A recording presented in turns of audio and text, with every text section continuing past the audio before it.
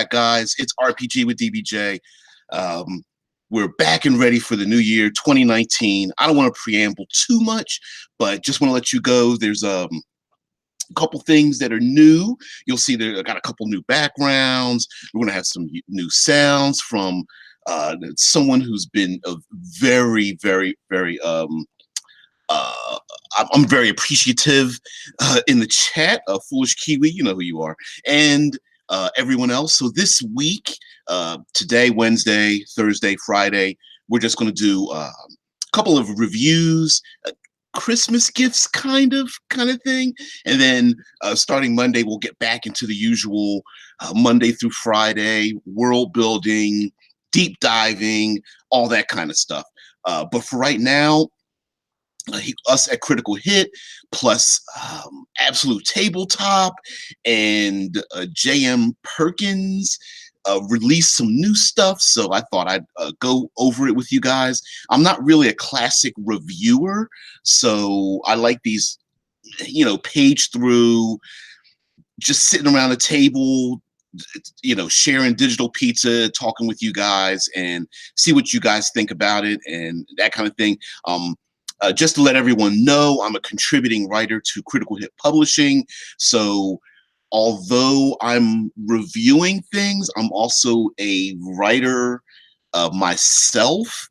So there is a little bit of like, there's a little bit of a little tugging, push and pull kind of thing there. So I'm very critical of myself far more than anybody else, but I'm just a role player just like everyone else. So guys, take a look. Hope you guys enjoy it.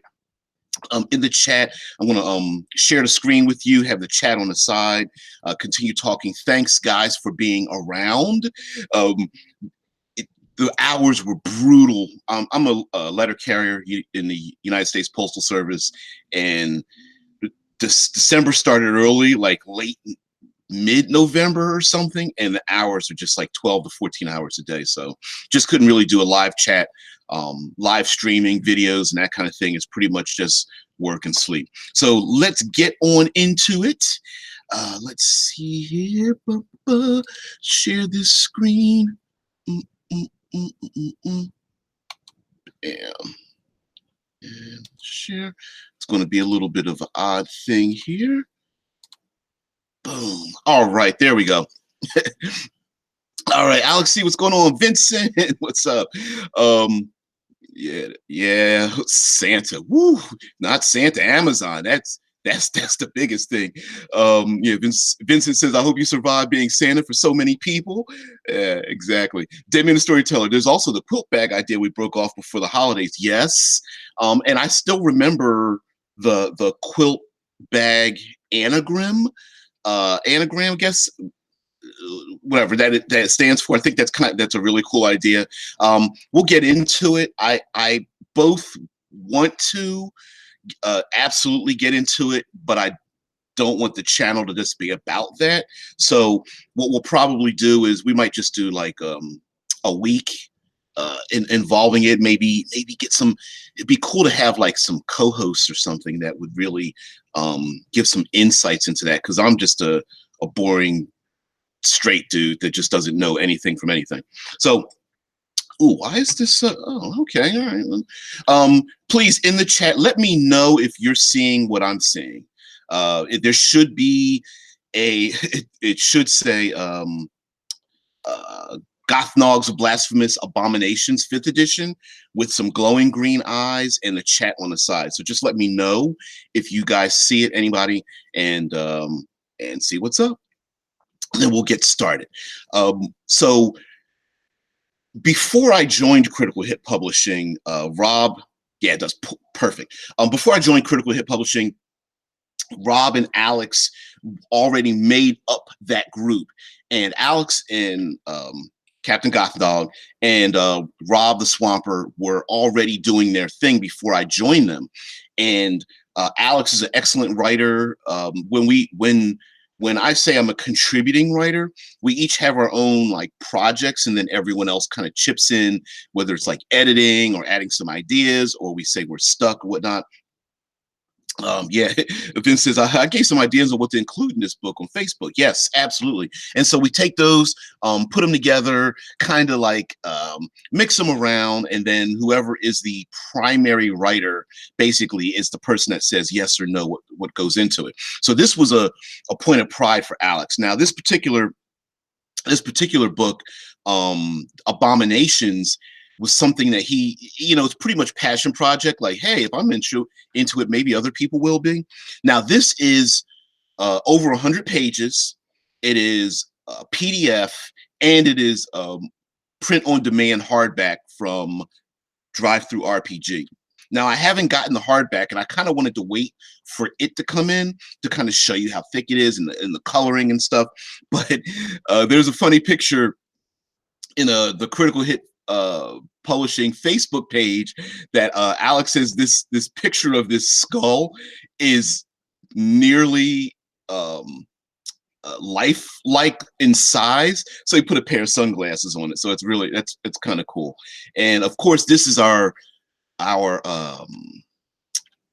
it's the artistic theme that we go to. It's kind of like a oil painting, color, a watercolor filter on a lot of the art and design. So I hope you guys like it. And of course, these are all the rules development, the layout, editing, and all that kind of business. Yeah. All those individuals, and then of course we have it's 100 pages, so it's got to have a table of contents. Shorter publications may not need it. You can just flip to what you want, and it's easy to find. But in this, we have our table of contents, everything from the origin of the Lich, the way of the Lich, the lair of the Lich. Now, I understand there's some people who are like, it's pronounced lick. I like Lich. It sounds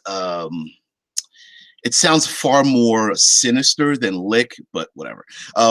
Alex does do all of the layout himself. He may obtain artwork from free sources.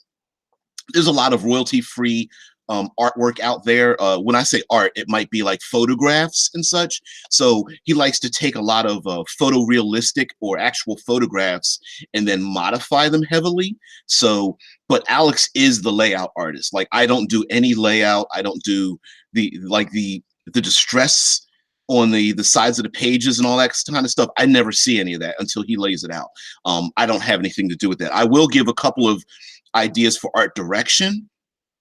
Like, hey, I think this kind of item or art or whatever, but usually Alex is so good that I'm pretty amazed by it, and I just let him do it. So all I ever see are like Google Docs before any of this stuff gets laid out. So yeah, all praises to Alex. So anyway, we have ourselves the table of contents that goes into everything. You have to have, when it comes to laying things out, many times it's hard to see it on a computer versus how it comes in print. So there are times when you need like blank pages or filler pages so that you can see the way it opens up. Vince says, of course, in the chat, in German, you pronounce the ch way more. That is how I pronounce it mostly. Old habits die hard. Yeah, that lich sound as opposed to lick. I'm just so used to calling it Lich that it just, I just feel like it just has that dark, sinister kind of appeal to it for my senses. So now here we have the introduction, a little bit of a story. This book is a little bit more story heavy, so we will have larger blocks of story involved in it, and discovering what a lich is and how they are. Of course, we have ourselves some definitions. Here we go. The term, oh, there, oh, don't do that for me. Yep, there we go. Right here, very beginning, some description of what a lich is. A term lich is derived from the Old English word lick, probably, which means corpse, et cetera, et cetera. So definitely that kind of definition of what they are, a little bit of history of where they came from. And then we have our 5th edition Dungeons and Dragons definitions as well. And of course, why would we bother even using them? Have ourselves a little background music here. There we are. Let's make sure it doesn't overpower too much. Sorry about that. Now, Vince says Lich is one of those typically D&D enemies. Not even sure if something like this exists in Myth before the game, in the form we use it. Yeah, Liches,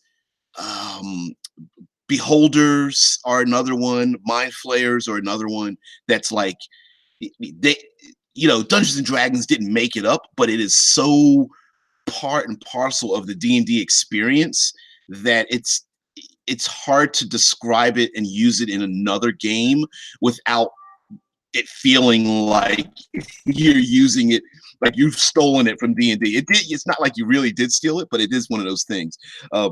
Yeah, we have here in our definitions everything from like mental distress. I'm going to go back up here just a little bit just to let you guys know that we do have a system called despair. It is our version of mental exhaustion in Dungeons and Dragons 5th edition. So in despair, we have despair levels, and in those despair levels, you have a loss of something, like a loss of wisdom or intelligence, and then a particular condition, whether it's like confused or shaken, distracted or forgetful, numb, paranoid or shocked, hallucinations, frightened, catatonic. And each of those has a particular each condition has a particular effect on the PC, and as you move up and down the despair level, you exchange one for another. So you can start out with confused at despair level 1, and then if you might go down here to numb at level 3, and then you might go all the way down to frightened at level 5. But if you reduce that despair level, you may move back up to, say, paranoid, and then eventually maybe forgetful or shaken up here.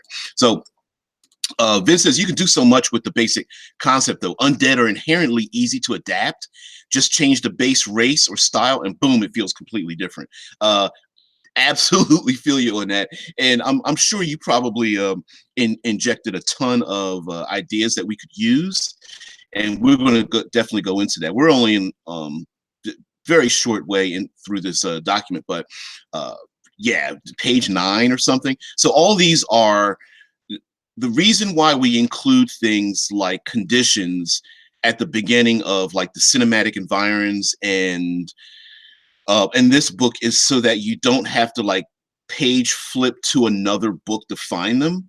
So that's really it, because conditions aren't a huge factor in 5th edition.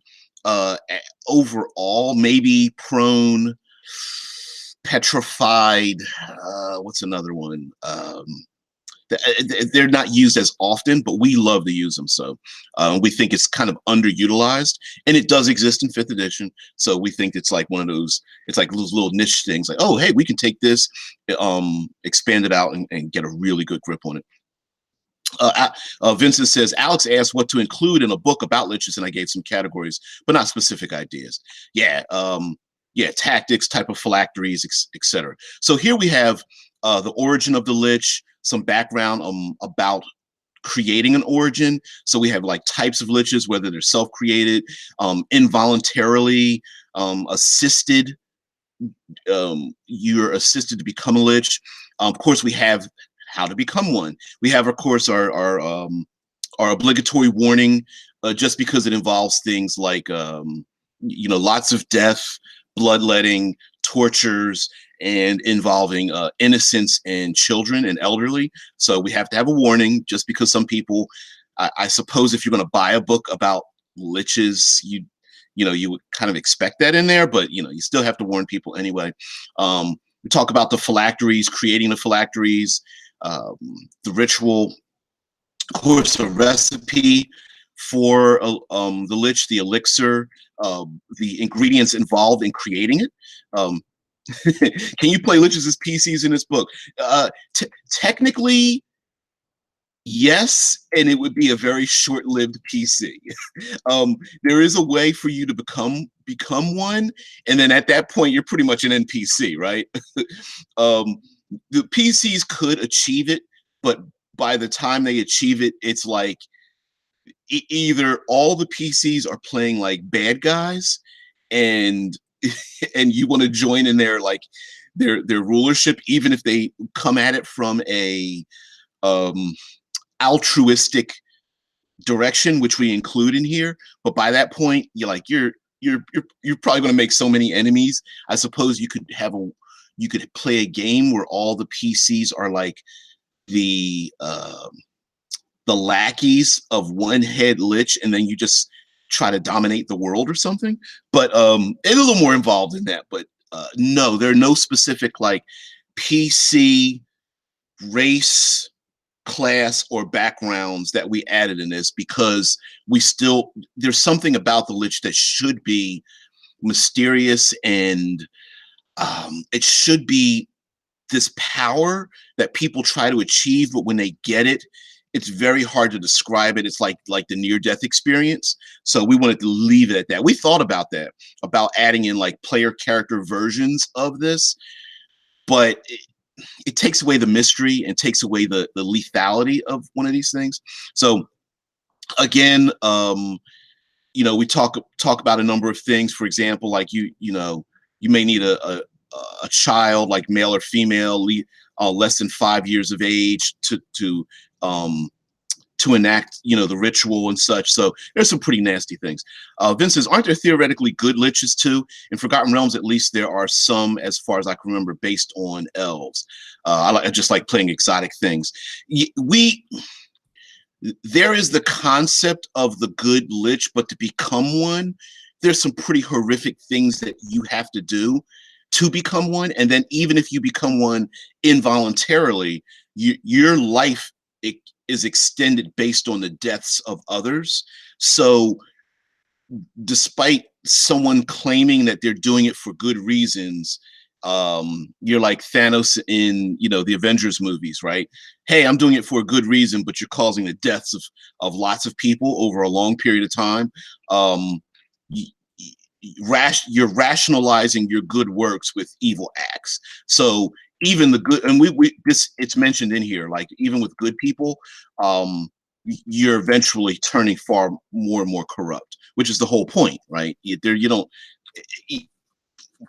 It's possible that someone can become a lich because they want to save the universe, and the deaths of a few outweigh the lives of many.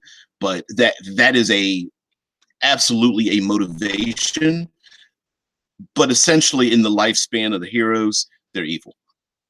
So we talk about the phylacteries, how to feed them, whether it's feeding like off the souls or life. We talk about hiding the phylactery, multiple phylacteries like spread over distances or created out of like parts and such.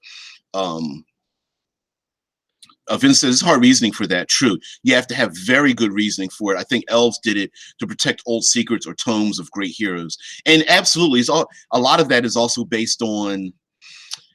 uh, based on time and spatial perceptions. It, it's it's it's like the human being that steps on the anthill, right? Like the ants don't think it's nice, but the human being stepping on the anthill to stop the destruction of a giant city is not thinking about the anthill at the time that they did it, right? But that doesn't mean that the ants think it's a nice thing.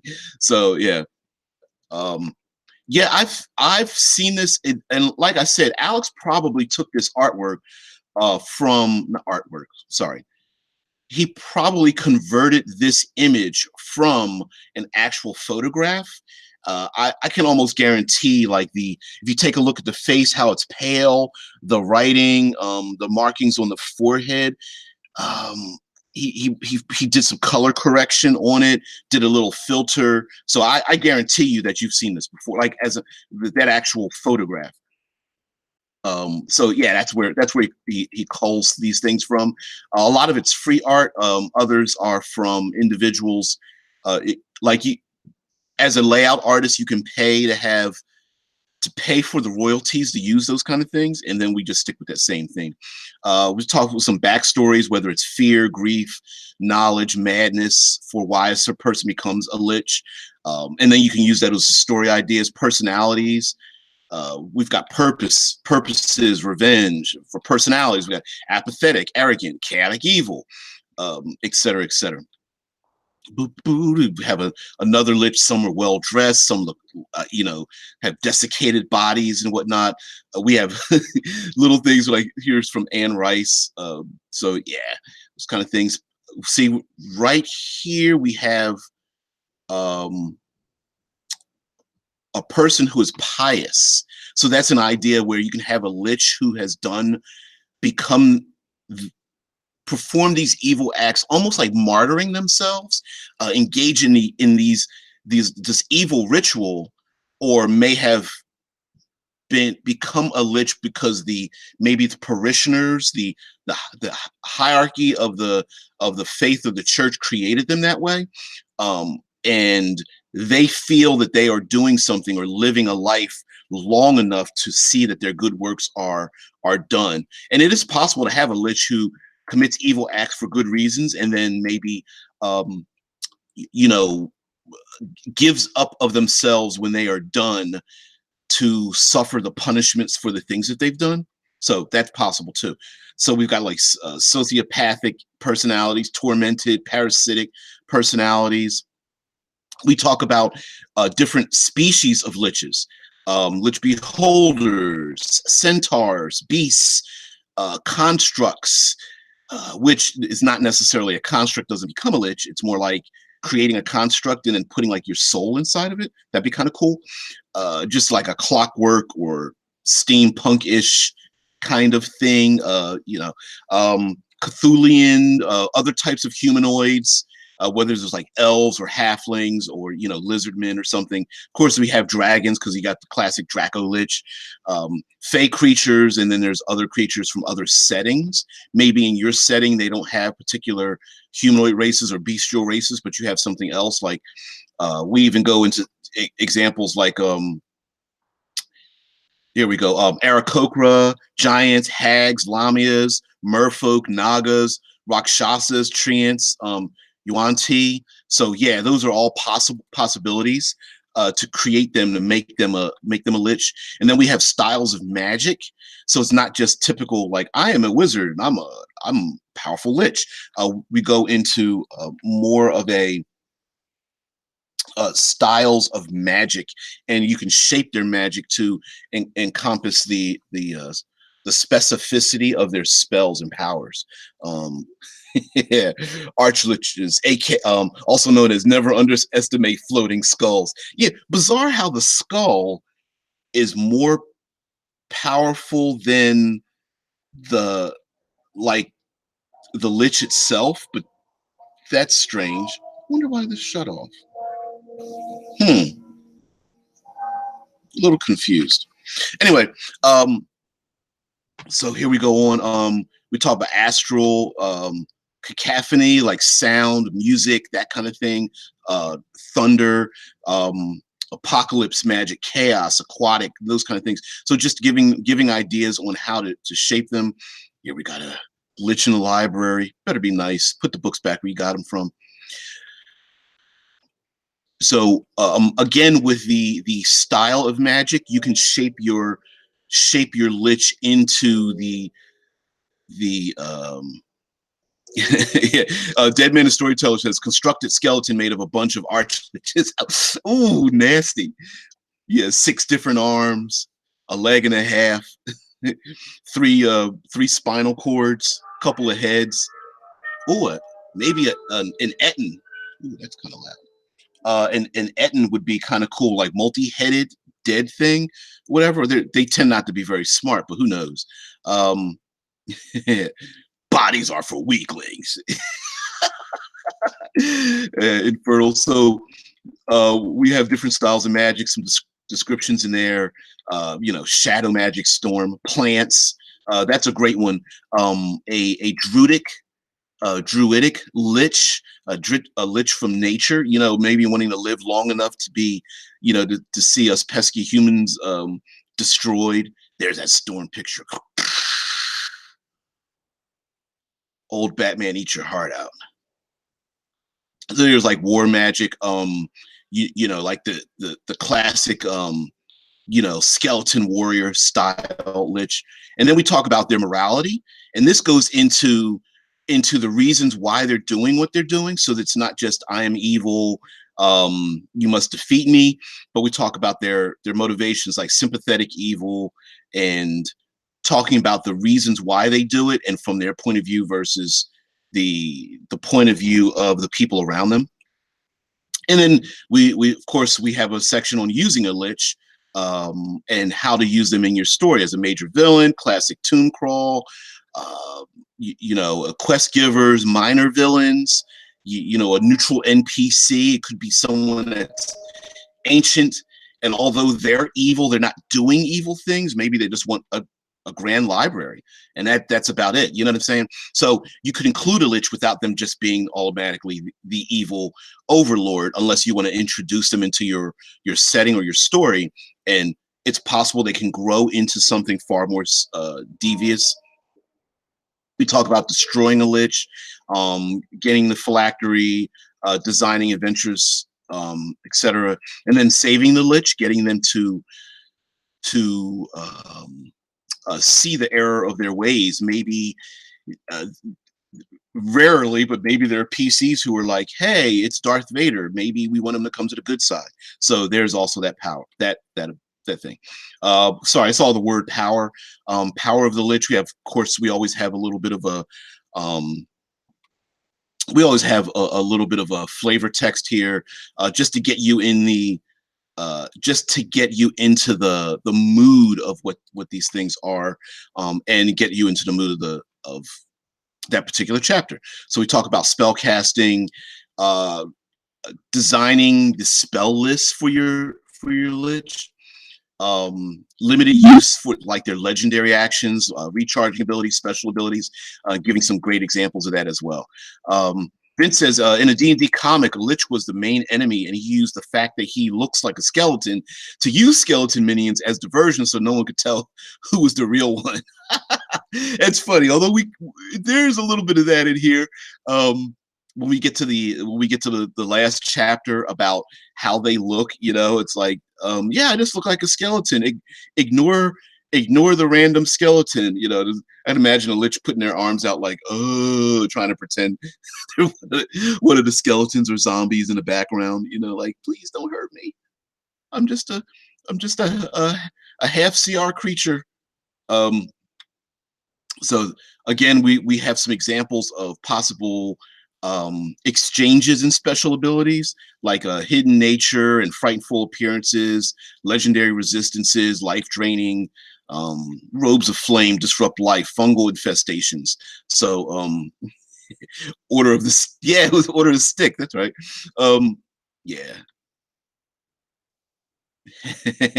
hide hordes of minions who use a silent and still spell. Yep, order of the stick. So here we have causing a heart attack, rupture, waves of madness, that kind of thing. Talk about lair actions, whether it's spirits or like causing vacuums or sounds or things like that, shaping your Lich into your specific style that you want. Talk about lair actions and Liches outside the lair, neutralizing them, how to fight them. Of course, we talk about different layers. And if you take a look at this, it's a sailing ship. Maybe like a undead pirate. That'd be awesome. So we have a excerpt here taken from H.P. Lovecraft, and then layer locations such as cities and deserts, forests, islands, in the air, the Arctic regions, of course, space, mobile locations, mountains, oceans, swamps, that kind of thing. And then, of course, we're going to get into academic locations, underground, whether they're nomadic, volcano, and then layer types, whether they're extraplanar. Yeah, dead man's chest is the phylactery. Yeah, don't go spending that gold. You might go down the wrong path of theater. I like the idea of a lich that like runs a like this eternally, I don't know, this extraplanar theater or something like that. Um, yeah, Macbeth, William Shakespeare. So, so we talk about the layers and give some details on that, and maybe spark some ideas. Of course, anything and everything we create is absolutely used to create, to spark many ideas as to locations that you can use. Just you might read it and go, yeah, I want to do a desert thing, but I don't know if I want it to be like Persian or something, and then you may get an idea that way. We also talk about guards and wards, protecting their locations and the kind of things that can happen when they're protecting them. Of course, we have urban regions, wild areas, uh, Dominions filters. Vincent says, forced to repeat the same gruesome show for eternity. Yeah. Don't be the one that has to die over and over again. Pretty nasty. Especially if the spectators could be like celestials and fiends that come from the outer planes just to watch the show. That'd be pretty nasty. So yeah, we have regional effects, mind effects, teleportation traps, weakenings, just for like, how do they protect their location. Then we talk about guardians and servants and the types of guardians and servants that they have. Disciples, hirelings, magically bound, loyal servants, those kind of things. Opportunists, which opportunists quickly fall down a rabbit hole in that one. Outsiders, summoned beings, slaves, that kind of thing. Vince says you could switch the plane for each show, and the finale is transforming the audience. So you're already going down a rabbit hole with that one. Using Undead's classic vermin as hirelings, as like guardians and servants and such. And then we go into infamous liches, phylactery golem. Ooh, yeah, try to get the phylactery out of the chest of like some planar traveling immortal golem. That'd be sweet. Or just follows the lich around. Yeah, go ahead and touch it. So here we have a couple of examples of famous liches, a story behind them, their abilities, using this book to create those abilities, spell lists, that kind of thing. Arshu the Anointed is a famous lich that you can use for your stories. We talk, and then we shape their background in terms of what kind of phylactery they have. And of course, we have to have, you got to have a book if you're going to have liches, the main undead, things. Are these liches official? No, they are not. Meaning, like, they are not, like, they're not pulled from any Dungeons and Dragons background. Some of their backgrounds are pulled from, what would we say? The backgrounds are pulled from our present day mythologies and then shaped into a lich in the game. I guess if that's so could you look this up in like on like Google or something? Probably. They wouldn't appear as a lich, but some of their backgrounds would.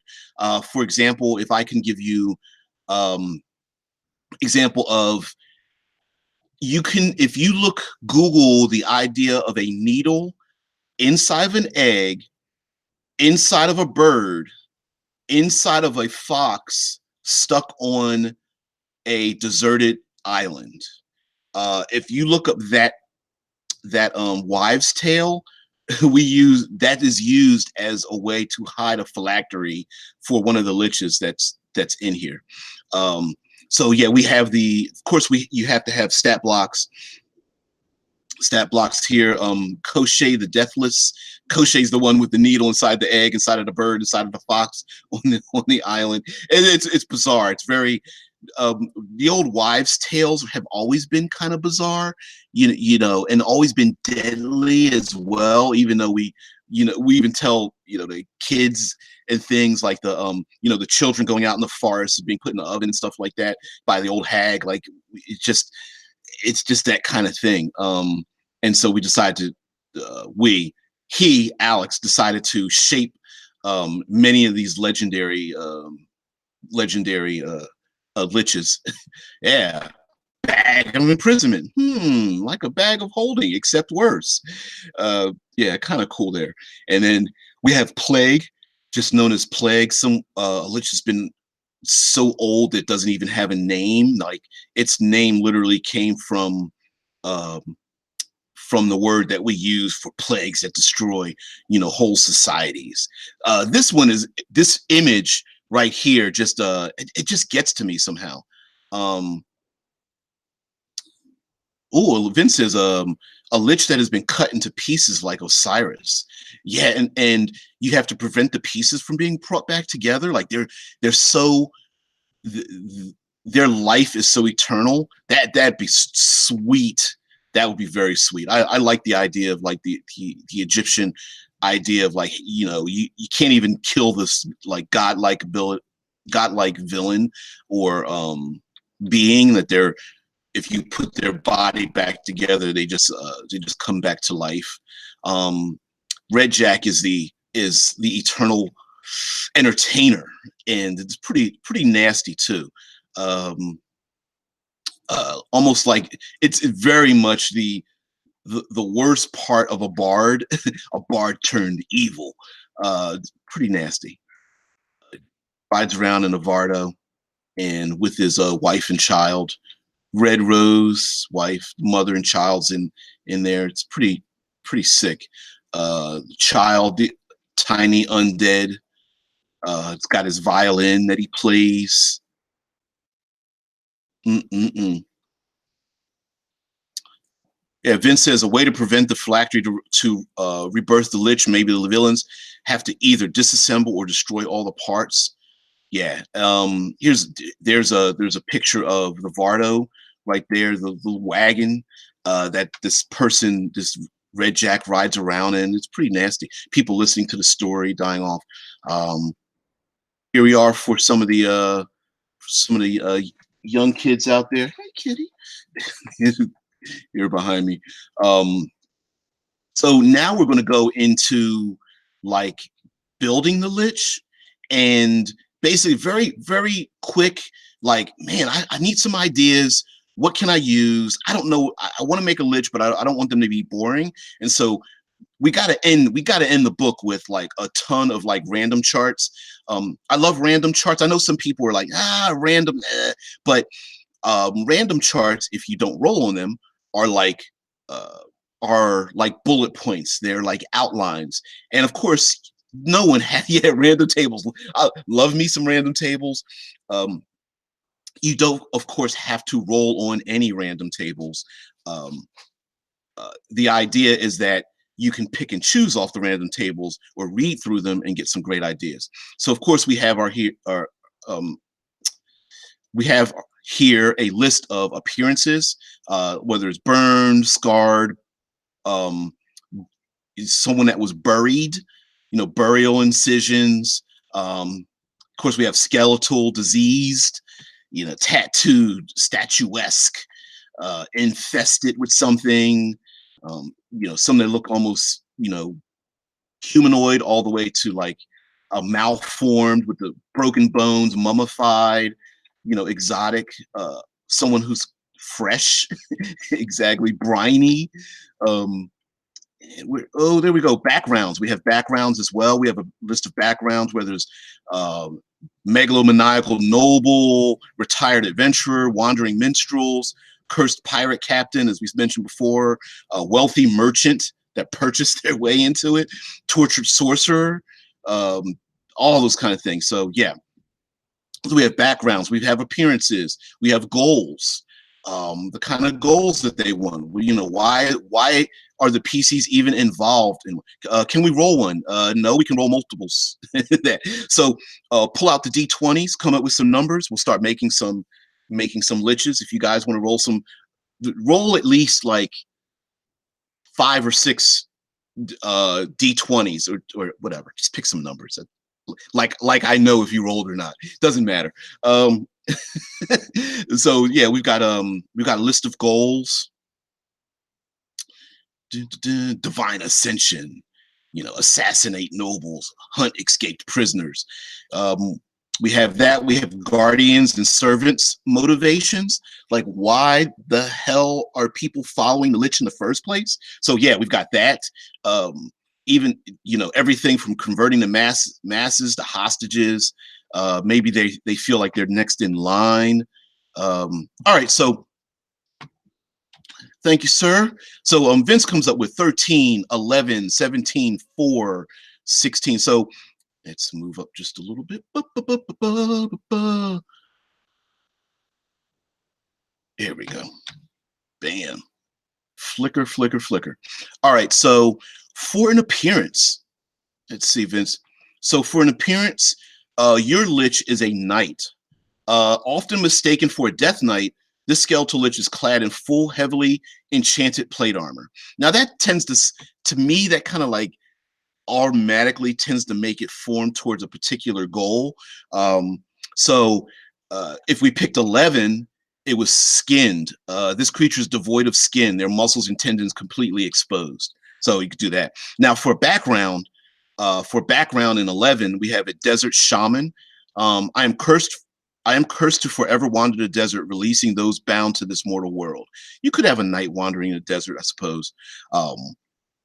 Especially if they were like, it could be like a crusades kind of thing. The knight could be a disguise though. Yeah, that's absolutely possible too. Let's go down to a goal. So the goal would be 17. So let's see, kidnap victims.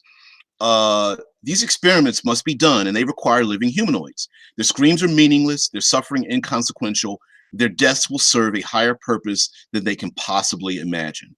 So that is a goal. Let's move on to guardians and servants. Number 4, out for revenge. The guardians feel, this is from the guardians or servants point of view. Out for revenge. We were wronged. Now we serve a being who can bring us justice. That kind of fits into the knighthood kind of thing, even if wearing the armor might even be a disguise. And see what kind. A knight that has to reenact an old slaughter. Yeah, it could be like just was saying, like the Crusades or something. Guardian servant and servant types. 16. We're still going down. Here we go. Outsiders. These entities are completely alien to the natural order, summoned from beyond the very planes. Outsiders can take many forms, though the word most often used to describe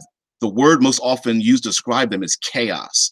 They can include gibbering mouthers, grell, otiags, intellect devourers, and so on. Even seeing creatures like this is often enough to break one's mind. That's kind of cool. Vincent, I will quote, I will keep killing them until my people are avenged. Yeah, even if they're completely gone.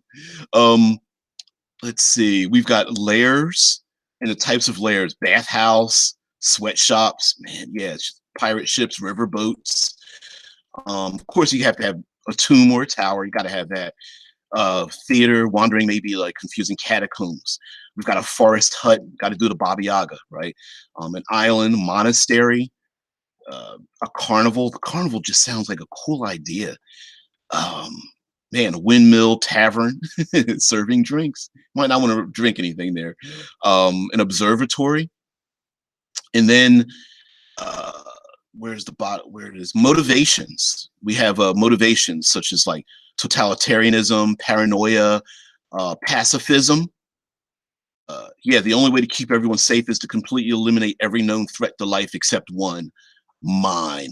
Yeah, Carnival of the Dead. Yeah. Oh, a carnival really, I think, like makes you think of, you can combine so many different like creatures and beasts and ideas, from like jugglers to like zoo animals, but like make it very exotic and stuff. That just sounds awesome. Anyway, so we have motivations where there's jealousy, new world order, nihilism, vengeance, that kind of thing. Personality quirks: calm, angry, charismatic, romantic, paranoid, arcanophile, jovial, nihilistic, that kind of thing. So, some details on that. Phylacteries, types of phylacteries, from gems, masterwork paintings. Hey, masterwork paintings, i.e., Uh, Dorian Gray, painting of Dorian Gray. Um, Massive tomes, of course, you have to have a book or beating heart, skulls, dials, puzzles, weapons, statues, gilded cage, sarcophagus, clocks, those kind of things. And then we have quirks, OCD, hoarders, weird wheelchair bound, racist, having a speech impediment, um, made up with like fancy wigs and makeup and things. Oh yeah, rare flower. Yeah, gotta have a golem. Can't forget the golem as the phylactery, which is sweet. Um, yeah, pets. So maybe a lich has a pet. Maybe they're a linguist. Um, yeah, we go photophobic voices, speaks to itself, just all kinds of things. Here we have one right here. Lich keeps a collection of experimental firearms. um, Even a mechanist. Lich is fascinated by clockworks and mechanisms. They can't resist obtaining yet another clock or wind-up bauble. And that definitely fits into the clockwork style of a lich. And then we have different species. You can just roll in here what kind of lich you want, whether it's like a centaur, a beholder, a giant, a rakshasa, something like that, half elves and elves, which I think elves kind of fit into that, wanting to live forever, just a little bit longer to have their plans come to fruition. Styles of magic, whether it's like chaos, spirits, ethereal, songs. Of course, you have to have alchemists, psychic powers, infernal powers, things like that. So we get down here to the end. Of course, we have to have plot hooks. I just rolled a halfling lich, which sounds all kinds of weird to me. Yeah, halfling lich is weird, but like, why are we like anti halfling when it comes to like the undead? Especially, yeah, I don't know. It seems like undead always default to human. Maybe a few other humanoids, but very rarely, do we do we go into like the tiefling undead or like dragonborn or something like that? It's kind of weird. So here we have plot hooks, how to get your PCs involved in these eternal machinations. Reading of the will, that's kind of cool. Mistaken identities, assassinations, recruitments, omens and portents, divine visitation. That cleric in the group might just have a divine visitation. Hey, you gotta go stop this. Yeah, halfling just doesn't sound very threatening to me. No, it doesn't, but you gotta go for it. Liches in fiction. So, a Sararak, Davy Jones Locker. You mentioned that before, Vince. Lord Voldemort. Of course, we know that J.K. Rowling's Morta from fiction. Sauron. Talk about that. Vecna in the history of Vecna in the Dungeons and Dragons game. Freddy Krueger, Hannibal Lecter, Jigsaw. Dorian Gray, mentioned that too. We do have some spells. Let's see. Vince says, wasn't there in old versions the notion that you have to have bodies around the phylactery to be reborn from it? This would mean the race could change every time. Yes, Voldemort. Is it Voldemort? You sure? I don't know. I'm not into it, but it could be a misspelling. Since it's a PDF, maybe just go ahead and change that. Yes, there is the idea that you have to have bodies around it, and that is it. I didn't bring that up in this, but yes, there are people, like there may be a lich who specifically goes after different bodies so that you never know what body they're in, which is the reason why you have to have like servants and such, and sacrificial individual, you take over their soul when you return to it. So yeah. So we have new spells: symbol of vulnerability, trap the soul, transport object. So because there's some spells that you really need to really become a lich, specifically to that. Magic items we have here: Death Shroud. That really keeps, like, if you need to bring the dead body back, that's really good to keep the body preserved. Keeps the soul trapped inside of it. Frosgul's Light, kind of cool. Just to let you know, it sets skeletons and zombies on fire to make them that much more dangerous. The death stick and raiment of Kareth, other Lich related magic items, and then of course the legal information. So yeah, here we hit 100. Um, we hit 100 pages on this one. Pretty cool. So guys, thank you very much for sticking with me. I'm gonna stop sharing this and go back to do. Hey guys, there we go. So we're back. Thank you for joining me. Um, Today we went over Blasphemous Abominations, the Lich. Tomorrow we're going to go over Shadows over Drift Chapel, a new release from that they've been working on quite a bit from Absolute Tabletop. Love the things that they're doing. They're creating adventure kits. This is their second adventure kit. And Friday we are going to go over Salt and Wounds. It is a campaign setting created by J.M. Perkins. It is being play tested now, but they released a PDF for the setting material, and it is about a Tarrasque that rampages the countryside for generations. It's finally taken down, harpooned down with rune encrusted spears, and a city ends up growing around it. And so is a setting built around a Tarrasque. Like if a Tarrasque really existed, what would it be? So, but this one is Blasphemous Abominations, the Lich. If it's successful, people really want to grow into it. Blasphemous Abominations will have more iterations, but this was just a passion project from Alex himself. He wanted me to join in.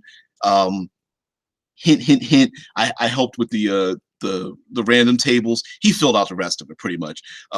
So please take a look at it. If you do purchase the PDF or Dead Tree version, print on demand version, please just say some words about it, good or bad. We always love feedback, and the feedback helps us make things good or bad and find out what people are interested in. So guys, thank you very much for joining me. I am DBJ, and I absolutely positively am glad to be back. Yeah, Vince says it. In modern settings, you need to have them radioactive. It says it would be awesome to do something like beholders. Oh, beholders. Yeah, you got to have a beholder lich, though. Yeah. Deadman says sounds like a creature from Exalted. Yeah. So anyway, guys, just check it out. If you like it, don't like it, you look at it, you're like, it's not for me. So if someone does, we really love the feedback. Give some star ratings. Go to Drive Through RPG. So, and of course, this is something from us for you guys. Check out. Yes, it's pricey. It's 100 pages though. That's it. When you start hitting, when you go past 50 pages, the prices are really they really start to rise up in Drive Through RPG. So, guys, thank you very much for joining me. I will try to be far more active on a Discord. I've kind of figured out how I'm able to do that, but I do have to go to work. So, again, 6 in the morning. My time, Eastern Standard Time, Monday through Friday, demi-daily deep dives. Monday we'll get back into our usual like Monster Mondays, Tips and Tricks Tuesdays. But for right now, this is kind of like a soft reboot back into everything. So we're getting into that. And by the way, you guys have helped me. Yeah, Deadman says, don't forget to mention the donate to the DBJ button. Thank you. I was just going to mention that. YouTube, thanks to you guys interacting with me, YouTube has opened up the super chat function. So at the bottom of the chat, you see like the little smiley face, and right next to it is like the little $sign. So that's it. They actually opened that up for me while I was working, and I was like, that's really cool, but I can't tell anybody about it. So it's just a way if someone out there wants to leave a little tip or something like that. I don't need the money, so don't act like it's like, oh, if I don't give him $1, he's not gonna be able to eat. Whatever. I work. I got a job. So thank you very much for that. But for some people who just really feel like I am contributing to their day, that function is now open. So thank you very much. If anyone decides to take part in that, probably what I'll do is if anyone, you guys don't need to do this, but for anyone that does support me with the super chat. What I'll probably do is like shape episodes or something around them. And especially if there's not enough people in the chat to make the chat fly by. So usually that's a great way to, thanks, Vince. Got to make it so DBJ can do this full time. Oh, that would be sweet. Shit. Oh, well, if I did it full time, I'd be available all the time, man. 8 hours a day, every day. I would just change my sleep patterns. When you guys need me, man, I would definitely do that. So yes, thank you, Deadman. Deadman the Storyteller, thank you very much for pointing that out. That that there is the super chat function. I guess it's called super chat. I'm hovering over it. It just says show your support for RPG with DBJ. That's it. So anyway, guys, thank you very much for joining me. I will see you guys tomorrow. We're gonna do another page through.